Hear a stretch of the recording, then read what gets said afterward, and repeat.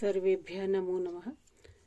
पिछली कारिकाओं में हमने देखा था कि रंग शीर्ष का निर्माण करते समय लकड़ी का कार्य सोच विचार कर किया जाना चाहिए, इस विषय में बताया गया था। और उसके पश्चात कहा गया था कि जो रंग कार्य है, रंग कार्य का जो निर्माण है, उसमें जो दारू यानी काष्ठ का प्रयोग किया जा रहा है, काष्ठ की पुतली जो शाल भंजिकाएँ हैं वो किस प्रकार बनानी चाहिए और किस प्रकार की आकृति से उसे सुसज्जित करना चाहिए, इसका विवेचन हमने पिछली कारिका में इसकी व्याख्या पढ़ी थी। अब उसके बाद आगे क्या करना चाहिए बता रहे हैं। उसके लिए कहते हैं, निर्व्यूहम कुहरोपेतम नाना ग्रथित वेदिकम नाना विन्यास संयुक्तम चित्रजाल गवाक्षकम सुपीठ धारणी युक्तम कपोताली समाकुलम नाना कुट्टिम विन्यस्ते स्तंभेश्चाप्य सुशोभितम। तो निर्व्यूहम कुहरोपेतम, निर्व्यूहम माने निर्व्यूहों पर कुहर से युक्त, नाना ग्रथित वेदितम, नाना ग्रथित, नाना अर्थात अनेक, ग्रथित अंकित वेदिकाओं से नाना ग्रथित अंकित वेदिकम वेदिकाओं से। फिर उसके बाद कहते हैं कि नाना विन्यास संयुक्तम, नाना विन्यास संयुक्तम, नाना विन्यास संयुक्तम अर्थात अनेक रचनाओं से युक्त। चित्र जाल गवाक्षकम, चित्र जाल गवाक्षकम अर्थात चित्रों, जालों और गवाक्षों से, गवाक्ष अर्थात झरोखों से युक्त। और फिर सुपीठ धारणी युक्तम, सुपीठ धारणी माने स्तंभों के फर्स्ट के जो पृष्ठ भाग है उसमें तुलाओं से युक्त। कपोताली समाकुलम, कपोताली कबूतर के घोंसलों से युक्त है, कबूतरों के घोंसलों से युक्त। और नाना कुट्टित विन्यस्ते, नाना अनेक प्रकार के कुट्टित फर्शों पर फैलाए गए स्तंभों से सुशोभितम, सुशोभित होता हुआ। ये आपके शब्द अर्थ हुए। अब इसमें देखिए कि आगे क्या कह रहे हैं। इसी की जो प्रसंग है वो कहाँ पर से इससे सिद्ध हो रहा है, प्रसंग किस आधार पर यहाँ पर प्रसंग लिया गया है। तो प्रस्तुत जो कारिकाएं हैं, दो कारिकाएं जो आपके समक्ष अभी मैंने पढ़ी हैं, तो उन कारिकाओं में, उन कारिका द्वय में शीर्ष जो रंग शीर्ष है उसमें प्रयोग करने वाला जो दारू कर्म है, लकड़ियों का जो कार्य है, उसके विशेषणों का वर्णन किया गया है। और इसमें देखिए आगे, अब यहाँ पर हालांकि दारू कर्म के विषय में पिछली कारिकाओं में बता दिया गया है, लेकिन अब उसके करने मतलब इस प्रकार से करना चाहिए तो बता दिया है, लेकिन वह जो विवेचन है, वह जो विवेचन उन्होंने पहले किया है वो उतना उपयुक्त नहीं है। तो इसलिए विशेषणों के साथ ये अग्रिम कारिकाएं जो हैं उसमें उसका विवेचन किया गया है। क्या कहा गया है? निर्व्यूढ़म कुहरोपेतम नाना ग्रथित वेदिकम, द्वारों के लिए जो प्रयुक्त काष्ठ है वह कुहरों से युक्त होना चाहिए। कुहर, गुफाएं होनी चाहिए। और इसकी जो वेदिकाएं हैं, वेदिकाओं में अनेक प्रकार के शिल्पों का प्रयोग किया जाना चाहिए, माने अनेक प्रकार की कारीगरी वहां पर होनी चाहिए। और उसके पश्चात क्या है, कह रहे हैं कि नाना विन्यास संयुक्तम चित्र जाल गवाक्षम, इसकी जो रचना है अनेक शैलियों से, नाना विन्यास अनेक प्रकार की शैलियों से युक्त रहनी चाहिए। और इसमें जालियां और झरों के विचित्र सजावट के लिए होने चाहिए। तो चित्र जाल गवाक्षतम, विचित्र सजावट के लिए ये गवाक्ष झरों के होने चाहिए। और सुपीठ धारणी युक्तम कपोताली समाकुलम, इसमें जो विद्यमान जो खम्भ हैं उसके ऊपर सुंदर ताली की तुलाएं धारणी पर लगाई जानी चाहिए, जिसमें कि कबूतरों की छतरियां रखी हुई हों, छतरियां कबूतरों, कपोताली समाकुलम, कबूतरों की छतरियां रखी हुई हों। फिर और क्या होना चाहिए, क्योंकि नाना कुट्टिम विन्यस्ते स्तंभश्चाप्य शोभितम, और फर्श के पर खड़े किए हुए खंभों में तरह तरह की चित्रकारी रहनी चाहिए। अब यहाँ पर जो शिल्प शास्त्र के कुछ पारिभाषिक शब्द इन कारिकाओं में लिए गए हैं, जैसे ऊह, प्रत्यूह, निर्व्यूह और कुहर, ये सब जो हैं ये शिल्प शास्त्र के पारिभाषिक शब्द हैं। अब कपोताली यहाँ पर कहा गया है। कपोताली का मतलब है कपोतपालिका अथवा कबूतरों की छतरी। धारणी, तुला अथवा शहतीर को भी कहा जाता है। इसी प्रकार से आगे वर्णन करते हुए कहते हैं, एवं काष्ठविधम कृत्वा भित्तिकर्म प्रयोजयेत् स्तंभं वा नागदन्तं वा वातायनमथापि वा कोणं वा सम्प्रतिद्वारं द्वारविद्धं न कारयेत् कार्यः शैलगुहाकारो द्विर्भूमि नाट्यमण्डपः। कि इस प्रकार से क्या होना चाहिए, इस प्रकार से जो दारु कर्म किया जा रहा है, माने काष्ठ कर्म जो है वह पूर्ण करके इसमें जो भित्ति कर्म और नाट्य शास्त्र की रचना शैली पर प्रकाश यहाँ पर डाला गया है। कह रहे हैं कि इस प्रकार पूर्व श्लोकों में जो वर्णित जो काष्ठ कर्म है, दारु कर्म के पूर्ण होने पर जब काष्ठ कर्म पूर्ण हो जाए तो लकड़ियों का काम जो है जो संपन्न हो जाए, तो उस समय दीवारों को उठाने का कार्य प्रारंभ करना चाहिए है।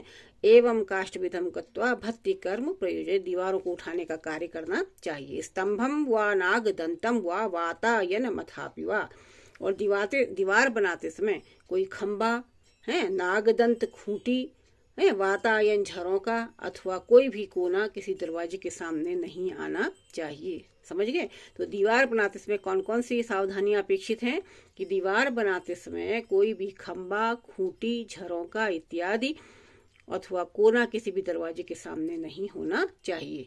और फिर क्या कह रहे हैं, कोणम व सप्रतिद्वारम द्वारम विद्धम न कार्येत, और द्वार के आगे द्वार, दरवाजे के सामने दरवाजा भी नहीं रखना चाहिए।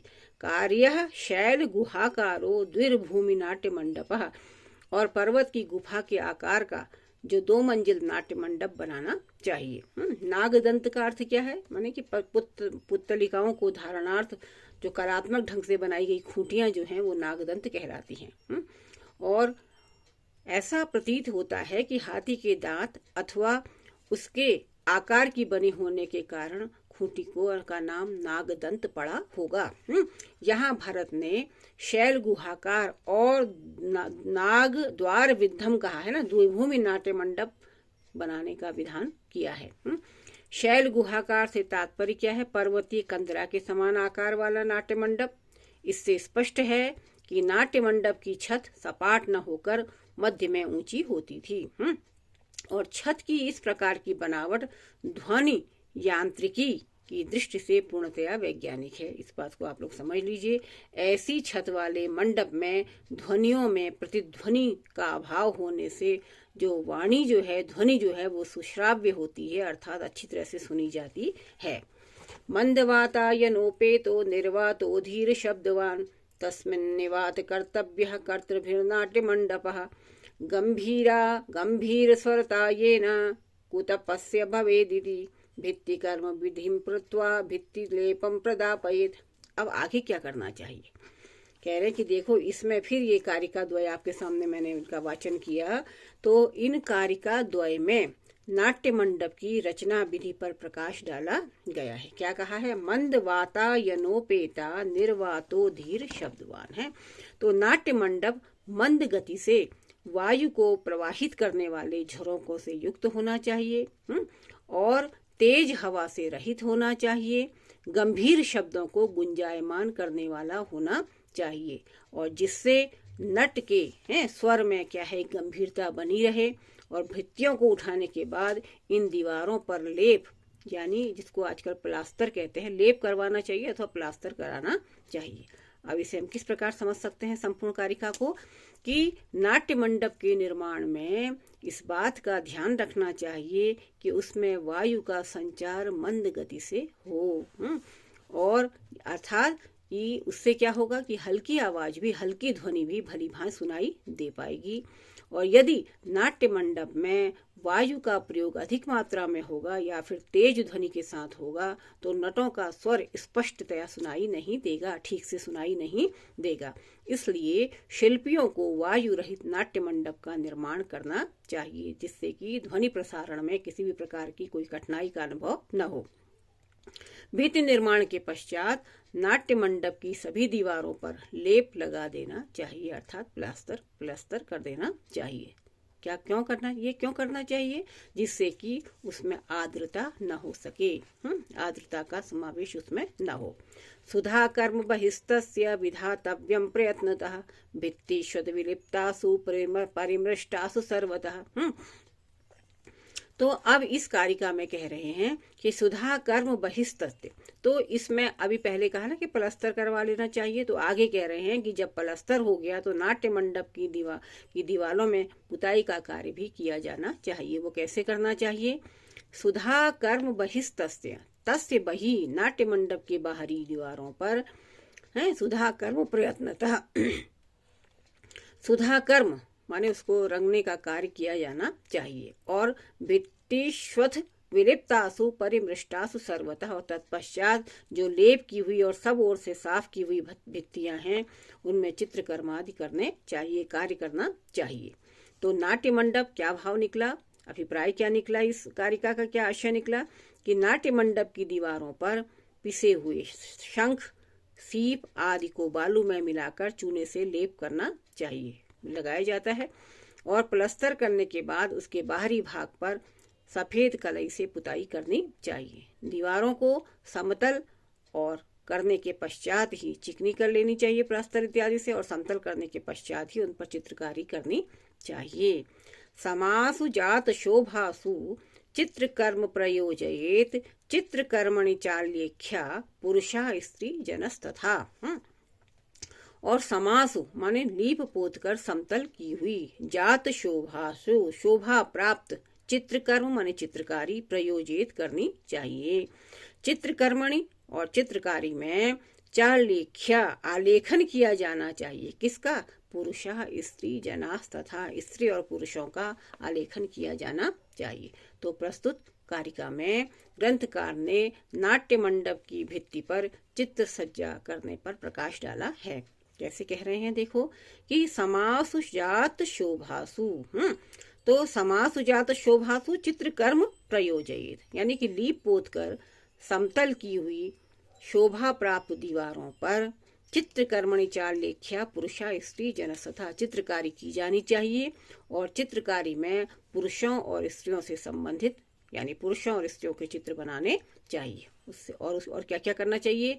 लता बंधाश्च कर्तव्याश्चरितम चात्म भोगजम एवं विकृष्टम कर्तव्यम नाट्यवेश प्रयुक्त भी। तो लता बंधाश्च कर्तव्य, लता बंध माने लताओं के बेल बूटे, कर्तव्य करना चाहिए, आत्म भोगजम आत्मभोग से उत्पन्न, चरित्र इस प्रकार प्रयुक्त भी प्रयोगकर्ताओं द्वारा विकृष्टतम आयताकार नाट्य मंडप बनाना चाहिए। इसको संपूर्ण को देख लीजिए। इसमें जो नाट्य मंडप की रचना किस प्रकार की जानी चाहिए उस पर प्रकाश डालते हुए कह रहे हैं कि लता बंधश्च कर्तव्य चात चरितम चात्म भोगजम, भित्तियों पर लताओं के बंध बनाने चाहिए और आत्मभोग से उत्पन्न चरित्रों का अंकन किया जाना चाहिए। इस प्रकार जो प्रयोग करता है वह नाट्याचार्य, इस प्रकार प्रयोग करने वाले जो नाट्याचार्य हैं उनको आयताकार नाट्य मंडप की स्थापना करनी चाहिए अथवा रचना करनी चाहिए। तो नाट्य मंडप की चूना पुती जो दीवारें हैं उनमें स्त्री और पुरुषों के साथ बेल बूटे आदि चित्रों को बनाया जाना चाहिए। ठीक है। और उस पर आत्मभोग से उत्पन्न किए गए यानी कि विविध प्रकार के योनि विलास इत्यादि क्रियाओं वाले स्त्री पुरुषों के कार्य प्रदर्शित करने वाले चित्र होने चाहिए। नाट्य मंडप की माप 64 हाथ लंबा और 32 हाथ चौड़ा आयताकार होना चाहिए। पहले भी आप समझ चुके हैं। तो लता बंध संभोग का एक प्रकार है। आत्मभोगजम का अर्थ है स्त्री पुरुषों की विलास क्रीड़ा अथवा स्वयं के आनंद उत्पन्न होने वाले चरित्र। इस प्रकार से इसमें क्योंकि रंगमंच है वहां देखने के लिए सब लोग आएंगे तो तरह तरह की आकृतियां उनका मन मोह लें, इस प्रकार यह वर्णन किया गया है। ये भरत मुनि ने इस प्रकार के यहाँ पर कारिका प्रस्तुत की है।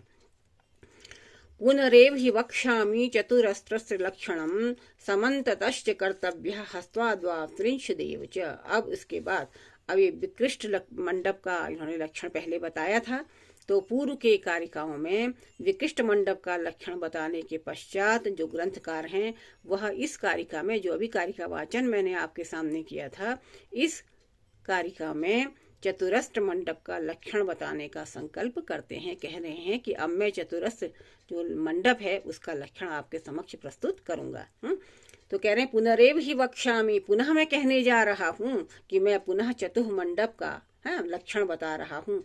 तो उसमें क्या होना चाहिए, उसके चारों ओर समन्तात कर्तव्य हस्ता द्वात्रिंश देवचो, उसके तो चारों ओर से 32 हाथ का ही रखना चाहिए। चतुरस्र अर्थात वर्गाकार नाट्य मंडप की प्रत्येक भुजा जो है वह 32 हाथ वाली होनी चाहिए। तो इस प्रकार से इन्होंने चतुरस्र और त्रस्र जो वर्णन किया है उसी को आगे बढ़ाते हुए कह रहे हैं कि शुभ शुभ भूमिर विभागस्तो नाट्यज्ञे ज्ञान मंडपः यो विधि पूर्व मुक्तस्तु लक्षणम मंगलानि च विकृष्टेतानि शेषाणि चतुरस्त्रेपि कारयेत्। हैं शुभ शुभ भूमि विभागस्तो, शुभ भूमि कल्याणकारी, जो कल्याणकारी भूमि है उसमें विभागस्त उपयुक्त भूभाग पर तो चतुरस्र मंडप का विशिष्ट मंडप से साम्य यहाँ पर दिखाया गया है। जो 3 प्रकार के मंडप ये आपको पूर्व की कारिकाओं में बता दिए गए थे, तो उनमें चतुरस्र मंडप का विशिष्ट मंडप से किस प्रकार का साम्य होता है इसको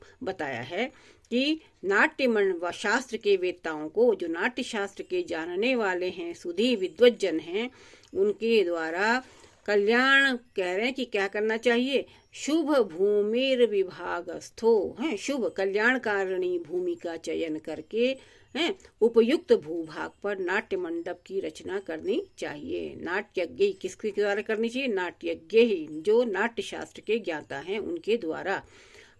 तो भाव क्या निकला कि नाट्य शास्त्र को जानने वाले जो हैं, जो विचक्षण पुरुष हैं, ऐसे लोगों के द्वारा कल्याणकारी भूमि का चयन करके उपयुक्त भूमि हो वहां पर नाट्य मंडप की रचना करनी चाहिए, अर्थात नाट्य मंडप बनाना चाहिए। और विकृष्टेतानि शेषाणि चतुरस्त्रेपि कार्यत, और विशिष्ट नाट्य गृह के विषय में जो विधियां, लक्षण तथा मांगलिक विधि विधान बताए गए हैं ना, पूर्व की कारिका में हमने चर्चा की थी, तो वही मांगलिक विधि विधान जो आदि हैं वे सभी चतुरस्र नाट्य गृह के लिए भी करने चाहिए, किए जाने चाहिए। तो अब इससे क्या हमारा आशय निकला कि विकृष्ट नाट्य मंडप के लिए जिस प्रकार पवित्र और उपयुक्त भूमि का चयन किया जाता है, उसी प्रकार भूमि का चयन नाट्य शास्त्र वेत्ताओं द्वारा चतुरस्र मंडप बनाने के लिए भी किया जाना चाहिए। और विकृष्ट मंडप के लिए जिन भूमि शोधन आदि की आवश्यकता होती है, उनकी विधियां का प्रयोग किया जाता है, लक्षणों का और मांगलिक कार्य किए जाते हैं, वे भी सब चतुरस्र मंडप के लिए अपेक्षित हैं। अर्थात जो भी हैं, जो विकृष्ट मंडप जो है, विकृष्ट मंडप के लिए जो उन्होंने आवश्यकताएं बताई हैं, जो मानक निर्धारित किए हैं, वही मानक चतुरस्र मंडप के लिए भी अपेक्षित हैं। अर्थात उन्हीं मानकों के अनुसार चतुरस्र मंडप भी बनाना चाहिए। आगे की कारिकाओं का वर्णन फिर करेंगे, तब तक के लिए धन्यवाद। सर्वेभ्यः नमो नमः।